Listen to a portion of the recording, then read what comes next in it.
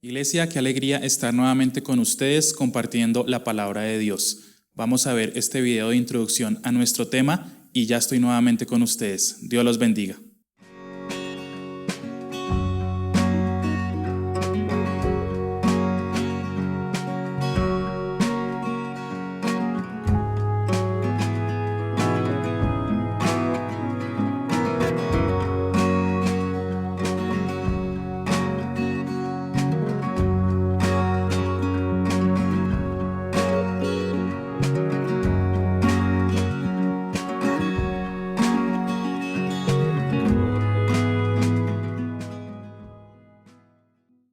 Quiero que vayamos cada uno en nuestras Biblias a 2 de Samuel, capítulo 6, versículos 1 al 11. Voy a leerlo de la versión Reina Valera del 60.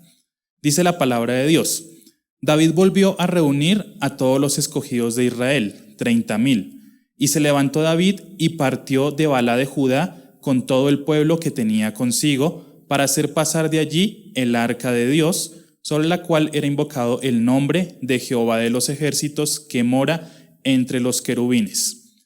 Pusieron el arca de Dios sobre un carro nuevo y la llevaron de la casa de Abinadab, que estaba en el collado, y Usa y Ahío, hijos de Abinadab, guiaban el carro nuevo.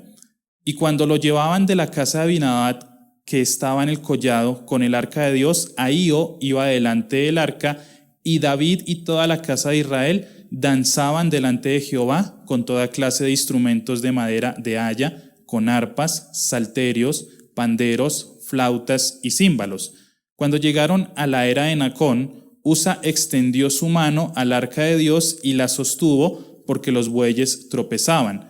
Y el furor de Jehová se encendió contra Usa, y lo hirió allí Dios por aquella temeridad, y cayó allí muerto junto al arca de Dios. Y se entristeció David por haber herido Jehová a Usa, y fue llamado aquel lugar Pérez Usa hasta hoy. Y temiendo David a Jehová aquel día dijo: ¿Cómo ha de venir a mí el arca de Jehová? De modo que David no quiso traer para sí el arca de Jehová a la ciudad de David, y la hizo llevar a David a la casa de Obed-Edom Geteo. Y allí estuvo el arca de Jehová en casa de Obed-Edom Geteo 3 meses, y bendijo Jehová a Obed-Edom y a toda su casa. Vamos a entregar esta palabra en oración para que sea Dios hablándonos. Amado Señor, Rey de Gloria, te damos muchas gracias, Señor, por esta nueva oportunidad que nos das de venir delante de tu presencia, por poder aprender más de tu palabra, Señor, y sobre todo por el privilegio que nos das de estudiarla, Señor. Yo te pido, Señor, que en el nombre de Jesús seas tú hablando a cada uno de nosotros por medio de tu poderosa palabra, Señor, y que todo lo que tú nos quieras hablar, Señor, por medio de ella, sea llegando a nuestros corazones para que lo pongamos en práctica, Señor. Te pido que yo pueda ser un canal y un instrumento en tus manos para hablar lo que tú tengas que hablar a mis amados hermanos, Señor. Gracias por esta oportunidad, Señor, y te pido que sea tu presencia, tu Espíritu Santo y tu palabra la que se luzca con poder y gloria a partir de este momento y como siempre será, Señor. A ti damos honor y gloria en el nombre de Cristo Jesús. Amén y amén. Queridos hermanos, muchas veces nosotros tenemos este tema de la presencia de Dios, tal vez como un cliché, como un amuleto, y si de pronto llevamos mucho tiempo en el cristianismo, tal vez es un concepto que manejamos, pero hoy quiero que a la luz de la palabra de Dios entendamos qué es exactamente esa presencia de Dios, no solamente lo que significó para el pueblo de Israel, sino para nosotros en nuestro día a día. Es por eso que el título de esta predicación es La poderosa presencia de Dios. Esa poderosa presencia de Dios que tiene la capacidad de bendecir, pero también muchas veces tiene la capacidad de destruir y de acabar. Entonces quiero que a la luz de la palabra de Dios entendamos qué debe ser o qué debe significar para nosotros la presencia de Dios, partiendo del contexto que acabamos de hablar en nuestro pasaje principal. En este pasaje nos surgen o nos pueden llegar a surgir preguntas como: ¿qué es el arca del pacto? ¿Qué significado tiene para los hebreos, para los judíos? ¿Qué llevó a David a recogerla en un lugar lejano? porque si tú analizas el texto, el arca debían llevarla a la ciudad de David, es decir, a la ciudad de Jerusalén. Y para ponerlo un poco en contexto, digamos que vamos a traerlo a los límites geográficos de nuestra nación, de Colombia. Digamos que el arca del pacto tenía que estar en la ciudad de Bogotá y por un acontecimiento que sucedió años atrás, haz de cuenta que se encontraba, di tú, en la ciudad de Cúcuta o en una frontera saliendo del país. Ese era el contexto en el cual en ese momento estaba el arca del pacto. Estaba en la frontera de Israel, en un lugar que no le correspondía. Pero, ¿qué pasó para que resultara ese arca del pacto allí? ¿Qué llevó a que estuviese perdida y que pasaran más o menos 70 años en un lugar donde no le correspondía? Para eso quiero hacer una breve introducción desde el capítulo 1, desde el capítulo 2 de Primera de Samuel, en donde quiero que leemos un poco de contexto para que entendamos qué fue lo que llevó al pasaje central que estamos desarrollando, es decir, por qué el arca estaba en un lugar que no le correspondía. Dice la palabra de Dios en Primera de Samuel 2, vamos a irlo desglosando, que en esa época, como ustedes saben, había sacerdotes, eran las figuras que gobernaban en ese momento al pueblo de Israel. Y había un sumo sacerdote que se llamaba Elí, él tenía 2 hijos que se llamaba Ofni y Fines. Ellos eran, por decirlo así, la cabeza del gobierno israelita en ese momento de Primera de Samuel capítulo 2. Pero resulta que Ofni y Fines eran hombres malvados, eran hombres pecaminosos, eran hombres que sacrificaban o que robaban, mejor, de las ofrendas que se sacrificaban en el templo, es decir, sustraían lo que no le correspondía, eran ladrones, y también eran hombres fornicarios, porque tenían relaciones con mujeres en la entrada del templo. Esto, por supuesto, era completamente condenable por la ley de Moisés y llevaba al punto de que estos hombres tenían que ser reprendidos, y no solamente reprendidos, sino también apedreados. Eso dictaba la ley. Pero ¿qué hizo Elí, el sumo sacerdote del momento y, por decirlo así, quien era la autoridad para ellos? Los reprendió suavemente. Dice la palabra que les dijo que no es bueno lo que llega a mis oídos de ustedes. No les dijo absolutamente nada, no tuvo autoridad, sino que fue permisivo con el pecado y por ende estos hombres seguían pecando y seguían pecando. En 1 Samuel 2:30 hay una advertencia. Dice, por tanto Jehová, el Dios de Israel, dice, yo había dicho que tu casa y la casa de tu padre andaran delante de mí perpetuamente. Mas ahora ha dicho Jehová, nunca yo tal haga, porque yo honraré a los que me honran y los que me desprecian serán tenidos en poco.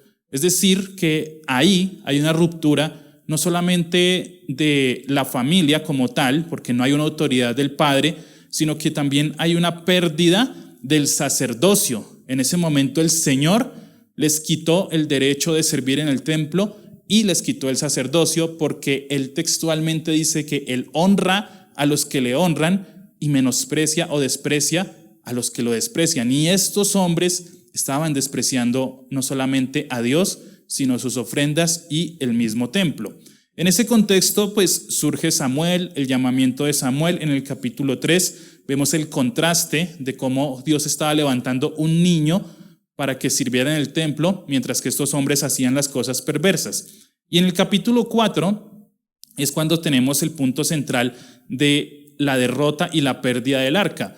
Capítulos atrás o versículos atrás, Dios, por medio del mismo Samuel, que siendo un niño, recibe una voz o recibe una advertencia, el sacerdote Elí, de que sus hijos iban a morir en un mismo día y que iban a caer muchos hombres. Entonces, en el capítulo 4, ellos van a la lucha contra los filisteos, van a la batalla contra los filisteos, y ese día mueren 4,000 personas. Entonces, ¿cuál es la idea o cuál fue el razonamiento de ellos?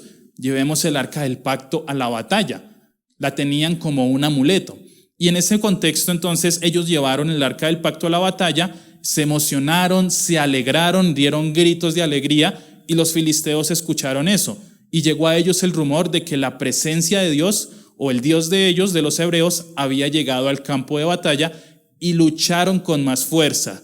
Y no solamente cayeron 4,000 que inicialmente habían caído, sino que en el segundo round, por decirlo así, cayeron 30,000 hebreos. Y murieron Ofni y Fines, los dos hijos de Elí. Este Fines tenía una esposa, la cual estaba embarazada, dio a luz. Al recibir esta noticia, Elí murió, se fue para atrás y se desnucó también al recibir esta noticia, y pasó algo muy triste. Los filisteos se llevaron el arca del pacto, la llevaron cautiva y la introdujeron en su pueblo. Pero vemos cómo en el capítulo 5, esa arca en la tierra de los filisteos les causó problemas. La dejaron una noche en el templo del dios Dagón, y la poderosa presencia de Dios, decapitó ese ídolo pagano. Le salieron tumores a los filisteos porque ellos no sabían cómo tratar la presencia de Dios, sufrieron las consecuencias, y lo que hicieron fue dejarla en la frontera. Desecharon la presencia de Dios. Y en el capítulo 6 vemos cómo ellos devuelven el arca del pacto y la dejan ahí en la frontera donde inicialmente retomamos el texto del cual estamos hablando. Y aquí hay algo importante, que desde ese suceso o acontecimiento hasta cuando David tiene la idea de recuperar el arca, más o menos pasaron 70 años. 70 años donde el arca del pacto, la presencia de Dios, estuvo en un lugar que no le correspondía. Y para empezar a desglosar un poco más nuestro texto principal, quiero que tengamos en cuenta dos nombres que nos van a dar una idea de lo que vamos a hablar en esta noche. Entonces, mira este pensamiento. Entonces, Usa, que es nuestro primer nombre que vamos a hablar, significa fuerza o esfuerzo. Entonces, Usa, el que tiró la mano para que no se cayera el arca y que fue asesinado por la poderosa presencia de Dios, significa fuerza o esfuerza. En cambio, Obed-Edom significa siervo o servicio. Eso significa el nombre de Obed-Edom. Pero hay algo importante con este personaje de Obed-Edom, y es que es Obed-Edom geteo, es decir, que era de Gad, una ciudad filistea que estaba también en la frontera con Israel y no pertenecía al pueblo de Dios. No era judío, no sabía cómo tratar la presencia de Dios, no tenía la ley, era un gentil, no tenía por qué saber cómo tratar a la presencia de Dios, pero vamos a ver qué nos dice la palabra. Es por eso que quiero que iniciemos con nuestro primer punto. Buenas intenciones, pero sin conocimiento de Dios. Buenas intenciones, pero sin conocimiento de Dios. Segunda de Samuel 6, versículos 1 y 3. Nos dice: David volvió a reunir a todos los escogidos de Israel, 30,000, y se levantó David y partió de Balá de Judá con todo el pueblo que tenía consigo, para hacer pasar de allí el arca de Dios. Y me detengo un momento ahí. Esa es una buena intención. El arca tenía que estar en Jerusalén, en la ciudad de David, y él tuvo una buena intención de hacerla pasar de donde estaba, seguramente olvidada, de hacerla pasar a la ciudad de David. Entonces, hacer pasar de allí el arca de Dios, sobre la cual era invocado el nombre de Jehová de los ejércitos, que mora entre los querubines. Versículo 3. Pusieron el arca de Dios sobre un carro nuevo y la llevaron de la casa de Abinadab, que estaba en el collado, y Usa, acuérdate del nombre de Usa, y Ahío, hijos de Abinadab, guiaban el carro nuevo. Entonces David se fue en busca del arca, se fue en esa expedición para traerla al lugar que le correspondía, y llamó a sus amigos, Usa y Ahío, para que fueran. Aprovechó que eran familiares de Abinadab, en donde estaba el arca durante muchos años, y no pasó nada con ello, no hubo bendición en la casa de Abinadab, sino que simplemente tenían la tarea de transportarlo. Eso es una buena intención. Pero mira lo que dice este pensamiento. No se trata de lo que yo sienta, se trata de lo que dice la palabra de Dios. No se trata de lo que yo considere, yo piense, yo sienta, es que tengo un pálpito. Se trata de lo que dice la palabra de Dios. David tenía una buena intención, hacer que el arca del pacto estuviera nuevamente en el lugar que le correspondía, honrar la presencia de Dios. En ningún momento David tuvo la intención de blasfemar contra Dios, de deshonrarlo, sino que simplemente tuvo esta buena intención, pero definitivamente le hacía falta conocimiento de Dios. Le hacía falta entender qué era o cómo era la manera correcta de traer esa arca a la ciudad de David. Pero David no fue el único. Vemos también que el apóstol Pedro era una persona que tenía muy buenas intenciones, pero que en ocasiones tuvo que ser severamente exhortado por el Señor. El primer ejemplo sobre el apóstol Pedro lo encontramos en Mateo 16 del 21 al 23. Dice aquí la palabra: desde entonces comenzó Jesús a declarar a sus discípulos que le era necesario ir a Jerusalén y padecer mucho de los ancianos, de los principales sacerdotes y de los escribas, y ser muerto y resucitar al tercer día. Entonces Pedro, aquí llega Pedro con su buena intención, tomándole aparte, comenzó a reconvenirle diciendo: Señor, ten compasión de ti, en ninguna manera esto te acontezca. Pero él, volviéndose, dijo a Pedro, el Señor le dijo a Pedro: quítate de delante de mí, Satanás, me eres tropiezo, porque no pones la mira en las cosas de Dios, sino en las de los hombres. Y aquí Pedro recibió una exhortación, él tenía una buena intención, él empezó a analizar, bueno, el Señor va a ir a Jerusalén, lo va a matar, lo van a sacrificar, no, ¿cómo así? Señor, yo tengo la capacidad de ayudarte. No te hagas esto, Señor, no sufras en vano. Tú eres santo, tú eres poderoso. De hecho, versículos atrás le había dicho: tú eres el Cristo, el Hijo de Dios. Y el Señor le dijo: bienaventurado eres, Simón, hijo de Jonás, porque no te lo reveló carne ni sangre. Una victoria tremenda. Pedro se constituye en el primer creyente, pero pasitos después, Pedro es exhortado por el Señor y le dice el Señor que no sea tropiezo porque estaba hablando Satanás por medio de él. Entonces mira cómo una buena intención sin tener conocimiento de Dios puede llegar también a convertirse en un tropiezo. Pero no fue la única vez. Vamos a Lucas capítulo 9, versículo 28 al 36. Nuevamente Pedro con una buena intención. Dice la palabra: cerca de 8 días después, Jesús llevó a Pedro, a Juan y a Santiago a una montaña para orar, y mientras oraba, la apariencia de su rostro se transformó y su ropa se volvió blanca resplandeciente. De repente aparecieron 2 hombres, Moisés y Elías, y comenzaron a hablar con Jesús.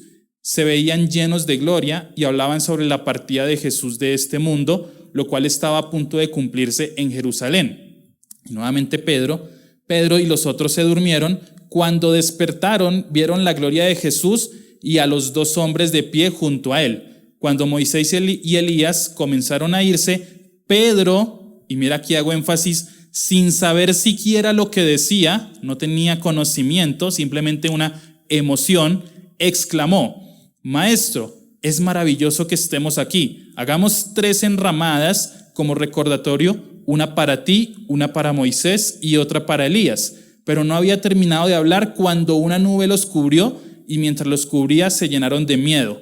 Entonces, desde la nube una voz dijo: este es mi hijo, mi elegido, escúchenlo a él. Cuando la voz terminó de hablar, Jesús estaba allí solo. En aquel tiempo no le contaron a nadie lo que habían visto. Nuevamente Pedro, con una buena intención, estaba viendo la gloria de Dios, descienden Moisés y Elías, y actuando emocionalmente, es decir, con una buena intención, se le ocurre: hagamos unas 3 enramadas, una para ti, una para Moisés y otra para Elías. Y dice la palabra que dice sin conocimiento. ¿Por qué sin conocimiento? Porque el hecho de hacer una enramada, una para Moisés, otra para Elías y otra para el Señor Jesús, era colocar a Moisés y a Elías al nivel de Cristo. Y eso, por supuesto, es imposible. Por eso habló sin conocimiento. Le hacía falta conocimiento de Cristo, a pesar de que lo reconocía como el Mesías. Le hacía falta ejercitar su fe en el Mesías para reconocerlo y entenderlo como el único y suficiente Salvador. Y por eso el Señor, el Padre, con esta voz desde el cielo dice: este es mi Hijo, a él oíd. A él es el que tenemos que escuchar.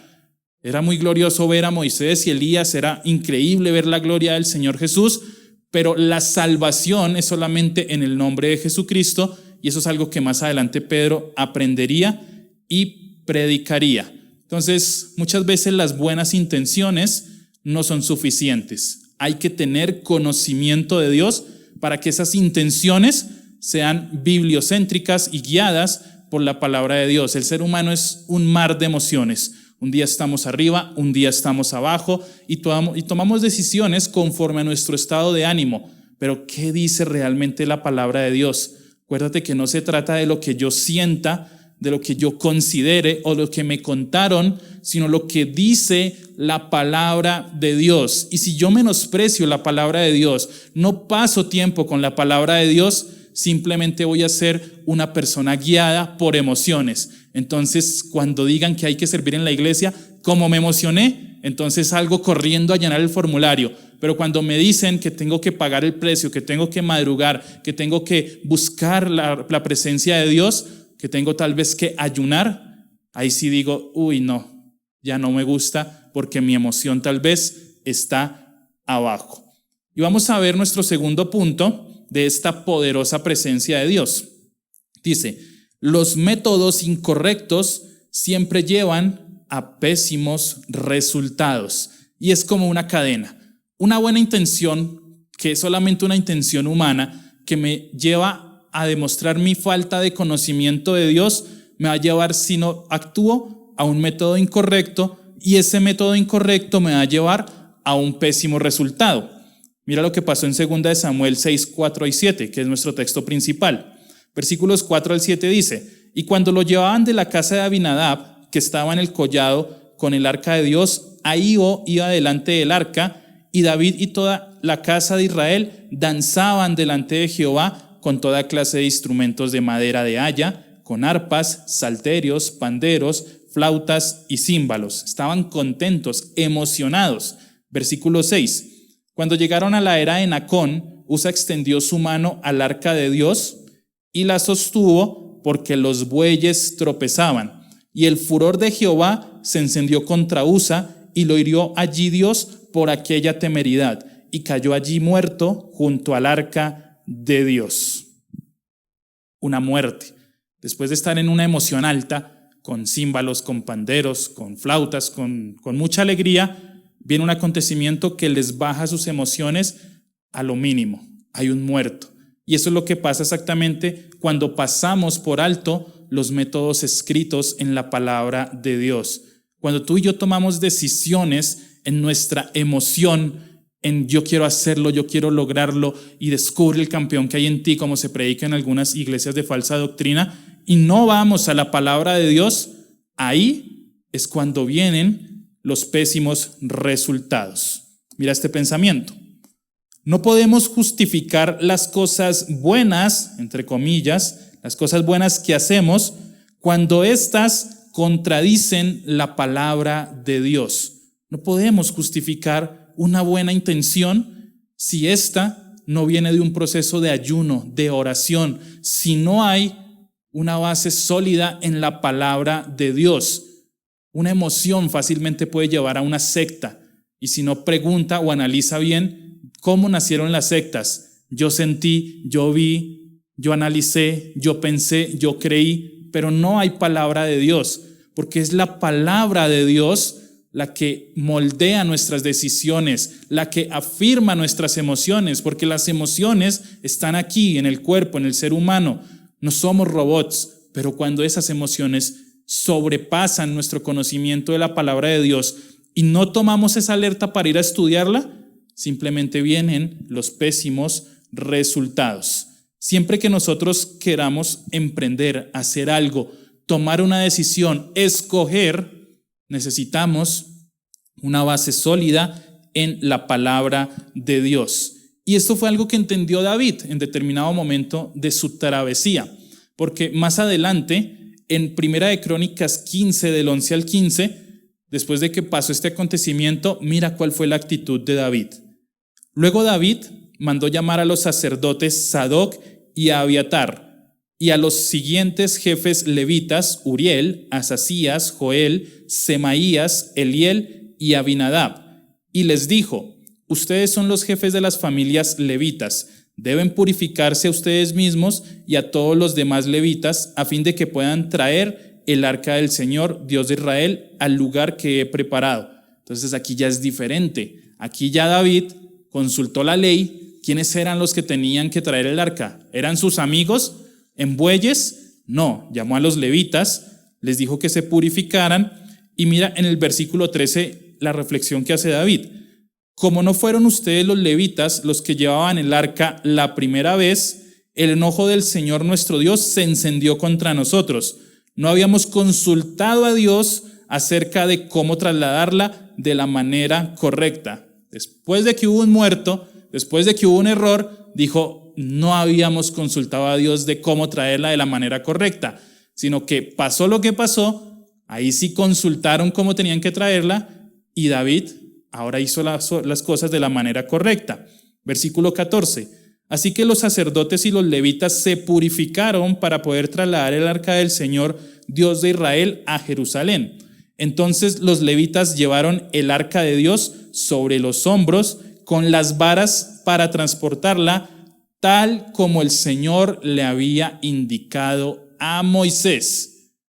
Tal como el Señor lo había indicado, no como yo creí, no como yo pensé, no como yo sentí. Y esta es una invitación, mis amados hermanos, a que analicemos nuestras vidas. ¿Cuántas de las decisiones que tomamos, de las cosas que hacemos o incluso de las cosas o personas que escogemos para que hagan parte de nuestra vida son así, tal como el Señor te había indicado?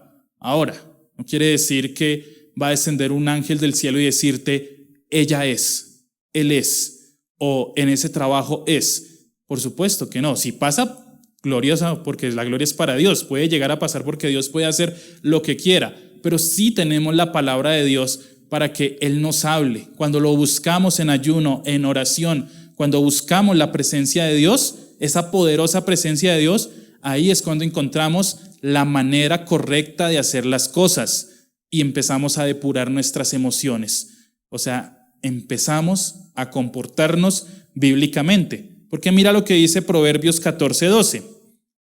Hay camino que al hombre le parece derecho, pero su fin es camino de muerte. Hay camino que al hombre le parece derecho, yo considero, yo pienso, yo creo, pero su fin es camino de muerte. Y déjame decirte algo, tú y yo, de no ser por la influencia de la palabra de Dios y por la guía del Espíritu Santo, todos los caminos que escojamos van a llevar a muerte, porque no está en nosotros escoger lo bueno, no hay quien haga lo bueno. Se dice Romanos 3, todos nos hemos desviado a una. Nos hicimos inútiles por causa del pecado. No es posible que yo escoja un camino recto, a no ser por la palabra y por la poderosa presencia de Dios manifestada en la guía del Espíritu Santo. Salmo 147, 10 y 11 nos dice, para Dios lo que cuenta no es la fuerza del caballo ni la fuerza del hombre. Para Él lo que cuenta es que la gente lo obedezca y confíe en su amor. David tal vez fue con muy buenas intenciones, se llevó a sus amigos que eran fuertes y se llevó los mejores bueyes y dependía de su fuerza, de lo que estos hombres y estos animales pudiesen hacer y tenía tal vez orgullo. Yo soy el rey que va a restaurar el arca del pacto a la ciudad de Jerusalén, a la ciudad donde debe estar. Iba en sus fuerzas, pero Dios desbarató todo eso en un momento. Y mira lo que dice, para Él, nuevamente Salmo 147, versículo 11, para Dios lo que cuenta es que la gente lo obedezca, aquí está donde tenemos que obedecerlo, y confíen en su amor, porque nada me sirve obedecer y desconfiar del amor de Dios, es decir, no tener fe. Sin fe es imposible agradar a Dios. Entonces es un paso, es un día a día. Yo tengo que ir a la palabra de Dios, tengo que deleitarme en la palabra de Dios, tengo que tomar decisiones en mi día a día, escoger una carrera, escoger una persona con la que voy a estar el resto de mi vida, escoger servirle a Dios. Y esas son emociones que vienen a nosotros, pero si estas no son consultadas en la palabra de Dios, si estas no son pasadas por el filtro de la palabra de Dios para escoger tu trabajo, tu carrera, para saber cómo tratar a tu familia, si no está la palabra de Dios, simplemente se van a quedar en buenas intenciones, en cosas que se siente bonito hacerlas, pero que carecen de un fundamento sólido en la palabra de Dios. Y David entendió esto. Obedezcamos la palabra y confiemos en el amor de Dios, porque en ella encontramos la verdad. Por eso la poderosa presencia de Dios nos debe guiar. Tercero, las consecuencias de no tener a Dios en cuenta en nuestros planes. Entonces, vamos a ver esas consecuencias de no tener a Dios en cuenta en nuestros planes. Segunda de Samuel 6, del 8 al 9, dice: y se entristeció David por haber herido Jehová a Usa, y fue llamado a aquel lugar Pérez Usa hasta hoy. Y temiendo David a Jehová aquel día, dijo: ¿cómo ha de venir a mí el arca de Jehová? Entonces acuérdate que estaban en una emoción altísima, estaban felices con címbalos, con tambores, cantando, danzando de alegría. Murió Usa y vino la tristeza.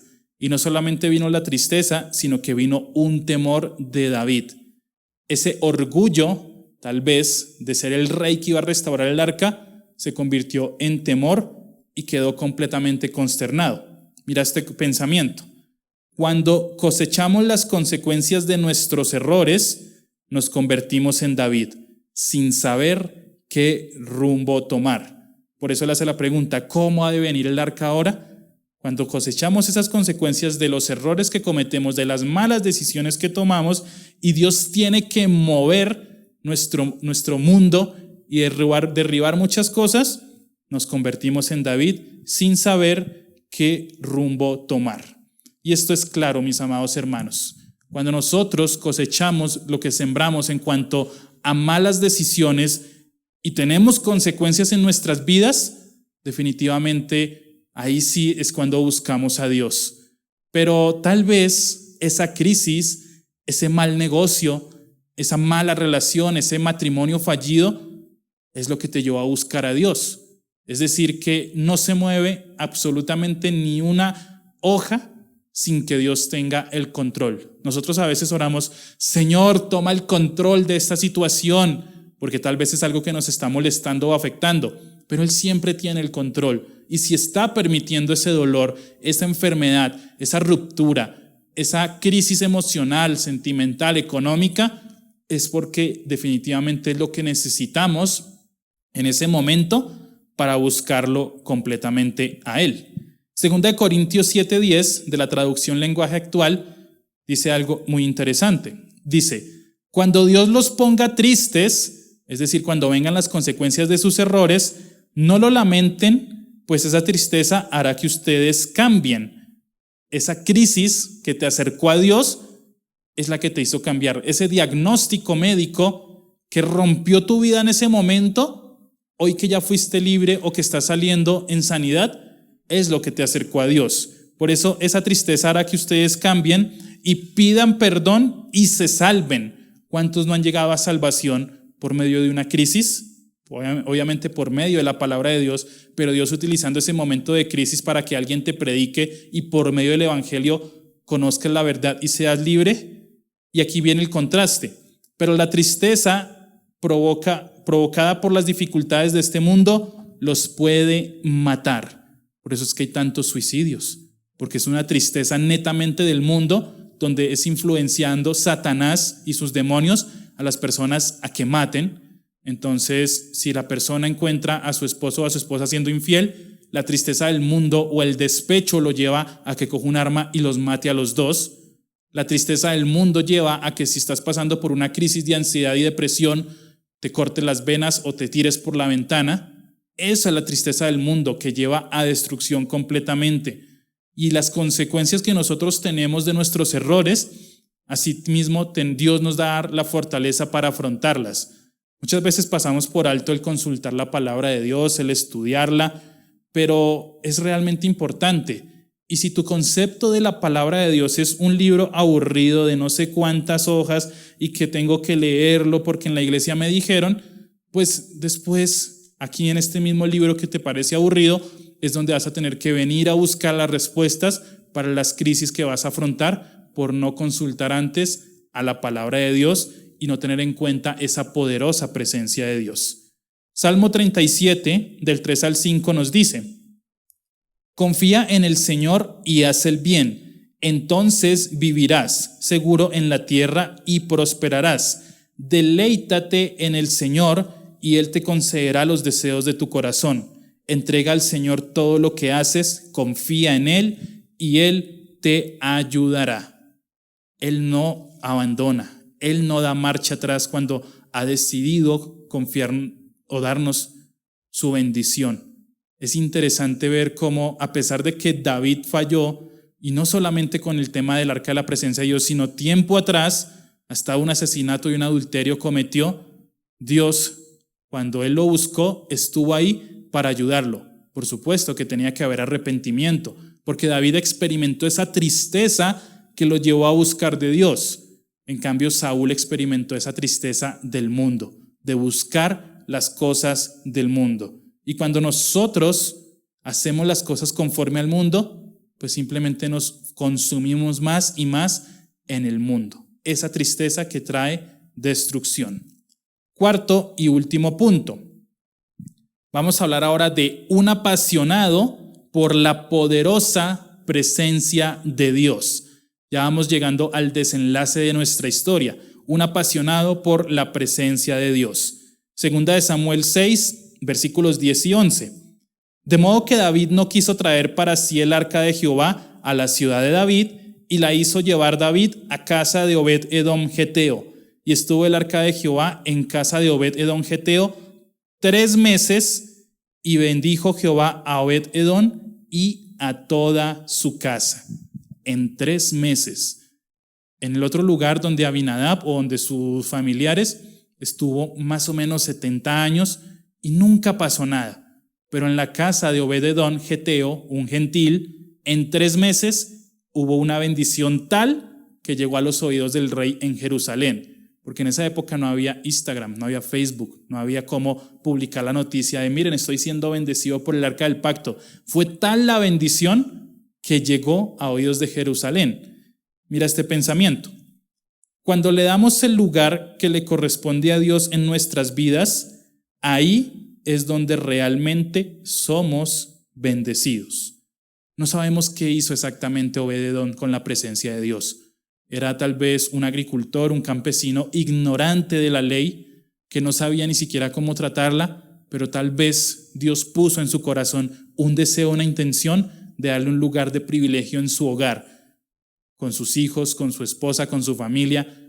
Dios tomó la decisión o tomó el control completamente de este hogar, un hogar que para nada le correspondía que la presencia de Dios estuviese allí, pero cuando llegó allí, transformó completamente las vidas, no solamente de Obed-edom, sino más adelante vamos a ver de todas sus generaciones. Y el conocimiento de la ley de Moisés era algo que le correspondía precisamente a estos hombres, a los de la corte del rey. Ellos tenían que saber cómo transportar el arca del pacto y simplemente fracasaron por seguir sus emociones y hubo hasta este muerto Usa.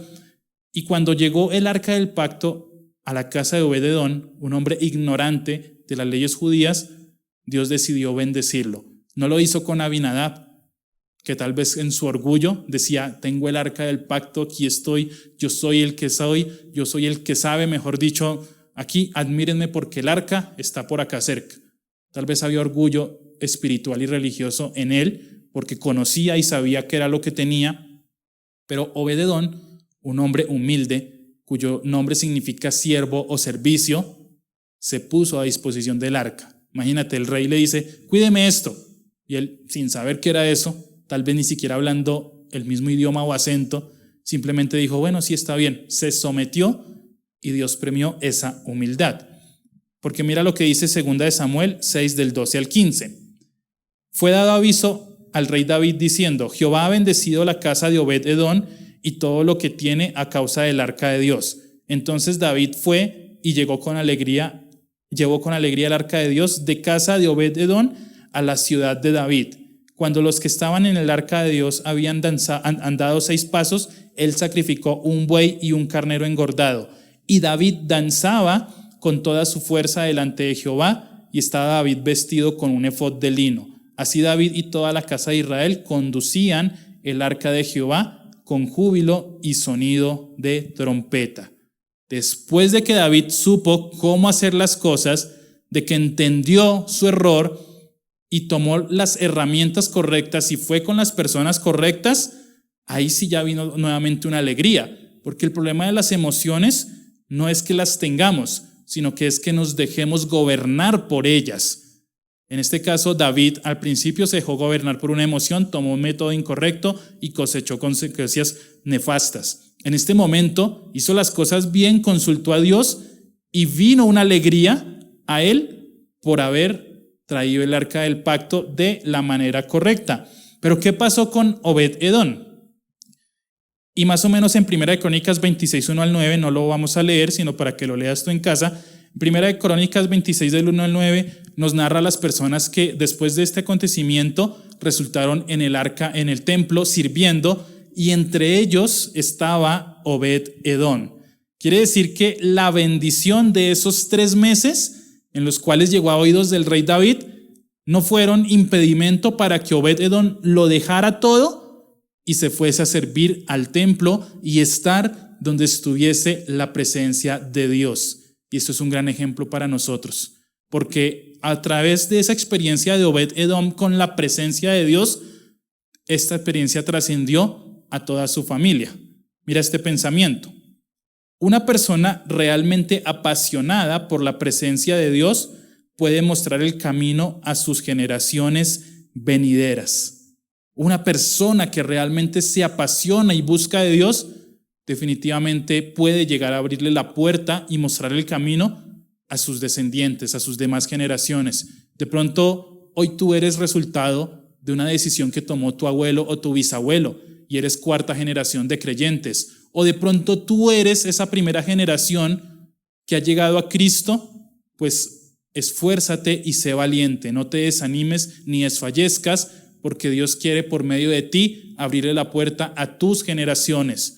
Lo que tú estás aprendiendo hoy, lo que estamos recibiendo hoy, tiene que trascender a nuestros hijos, a nuestros nietos, a nuestros bisnietos, si el Señor no ha venido, por supuesto, y tenemos que procurar ser siempre apasionados por la presencia de Dios. Y esto fue lo que hizo Obed-Edom. Obed-Edom no se quedó con la bendición de, bueno, 3 meses me fue muy bien, me quedo cuidando mi finca y toda la bendición que tengo ahora. Fácilmente lo pudo haber hecho. Y si se queda en su finca, seguramente sus hijos adquieran las costumbres de los filisteos y empiecen a adorar los dioses paganos y nada hubiese pasado con sus generaciones. Pero en cambio, como Obed-Edom se apasionó con la presencia de Dios, se fue con esa misma presencia de Dios a servir en el templo. Y más adelante no solamente sirvió él en el templo, sino que sirvieron sus hijos y sirvieron sus nietos. Entonces mira cómo una decisión de darle el lugar que le corresponde a Dios en nuestras vidas, esa poderosa presencia de Dios, puede determinar el rumbo de nuestras generaciones. Y a ti, que tienes hijos pequeños en este momento, o que tal vez vienen en camino, ¿qué legado les vas a dejar? Un impresionante imperio de abogados, de arquitectos, de ingenieros, o muchas posesiones, una finca o mucho dinero. Inclínate por la palabra de Dios. Jeremías 17, 7 y 8 nos dice: pero benditos son los que confían en el Señor y han hecho que el Señor sea su esperanza y confianza. Son como árboles plantados junto a la ribera de un río, con raíces que se hunden en las aguas. A esos árboles no les afecta el calor, ni temen los largos meses de sequía. Sus hojas están siempre verdes y nunca dejan de producir fruto. Este es el llamado con esta palabra, mis amados hermanos, a nunca dejar de producir fruto. Muchas veces nosotros nos preocupamos por cuidar la presencia de Dios en nuestras vidas. Eso está bien, pero ¿hasta qué punto lo hacemos de manera religiosa, como tal vez lo hizo Abinadab? ¿Y hasta qué punto realmente honramos la presencia de Dios y nos ponemos a su disposición, como lo hizo Obed-Edom? ¿O cuántas veces somos como Usa, queriendo hacer cosas en nuestras fuerzas para buscar el favor de Dios y resultamos cada vez más en derrota y en derrota? Es por eso, mi amado hermano, que hoy quiero invitarte y a invitarme también a que analicemos nuestras vidas. No es posible que nosotros digamos que somos cristianos, que buscamos la presencia de Dios y que nuestras obras demuestren lo contrario una vez que salimos de la iglesia. No es posible que nosotros digamos que la presencia de Dios está con nosotros y nos dejemos deslumbrar por el mundo y busquemos las cosas del mundo y querramos ser conforme al mundo y tengamos envidia del mundo. Si ese es tu concepto en este momento, quiere decir que has tomado esta palabra, la has cerrado y la has hecho a un lado. Y por cuanto en 1 Samuel 2:30 dice, si tú desprecias a Dios, si tú desechas a Dios, simplemente Él te menospreciará. Tengamos cuidado, mis amados hermanos, porque la presencia de Dios es poderosa para bendecir, como pasó en 3 meses con Obed-Edom, pero también es fulminante cuando nos acercamos allá con temeridad. Y esto es una exhortación para todos nosotros, porque muchas veces nosotros tenemos cosas mejores que hacer que pasar tiempo en la palabra de Dios. Muchas veces nosotros pensamos que el prepararnos en una carrera es la meta de nuestras vidas y menospreciamos el hacer un discipulado o un instituto bíblico. Analiza cuántos entran a un instituto o a un discipulado y cuántos terminan. ¿Por qué? Porque por el camino surgió algo mejor que hacer. Tal vez un trabajo, tal vez una relación, tal vez un viaje, y simplemente desechan la palabra de Dios y no vuelven nunca a tener contacto con ella. Porque hay personas que se les presentan situaciones laborales o de viaje y destinan sus recursos para tener tiempo con la palabra de Dios. Entendamos cuán maravillosa y cuán gloriosa es la poderosa presencia de Dios en nuestras vidas. Vamos a orar. Amado Señor, Rey de Gloria, queremos darte muchas gracias, Señor, por esta palabra que tú nos has regalado y por el privilegio, Señor, que hoy nos das de poder ser anfitriones, Señor, y servidores de tu poderosa presencia, Señor. Yo te pido, Señor Jesús, que por más que pasen los años, Señor, que por más que vengan pruebas, dificultades a nosotros, tú nos permitas siempre deleitarnos en tu presencia, Señor. No queremos hacer las cosas en nuestras fuerzas, Señor. Queremos consultar tu preciosa palabra cada vez que tengamos que afrontar una decisión, cada vez que tengamos alguna prueba, Señor. Queremos llenarnos de ti, Señor. Queremos que tu presencia, que tu Espíritu Santo sea el que nos guíe, el que nos lleve de tu mano siempre, y que la palabra de Dios y la poderosa presencia tuya tenga siempre un lugar de eminencia en nuestras vidas, Señor. No solamente durante 3 meses, como fue el caso de Obed-Edom, sino de aquí en adelante el resto de nuestras vidas, Señor. Y más allá que buscar una bendición, Señor, porque tú eres un Dios que bendice, te queremos a ti, Señor. Queremos administrar, Señor, esa presencia de Dios también a los demás. Que nuestras generaciones, Señor, reciban de eso que hemos recibido y que estamos recibiendo en esta época, Señor. Y si tú no has venido, Señor, queremos que nuestros hijos, que nuestros nietos y que todos los que vengan después de nosotros tengan ese amor y ese deleite en la poderosa presencia de Dios. A ti damos todo honor y toda gloria en el nombre de Cristo Jesús. Amén y amén. Dios los bendiga, queridos hermanos, y que disfrutemos siempre de la poderosa presencia de Dios. Un abrazo. Queremos que hagas parte de nuestra iglesia digital. Encuéntranos en Facebook y YouTube como Iglesia Cristiana Filadelfia JB, en Instagram @Iglesia Filadelfia JB, en Twitter @Filadelfia JB. No olvides visitar nuestra página web www.iglesiafiladelfiajb.com y nuestra aplicación móvil Filadelfia JB App.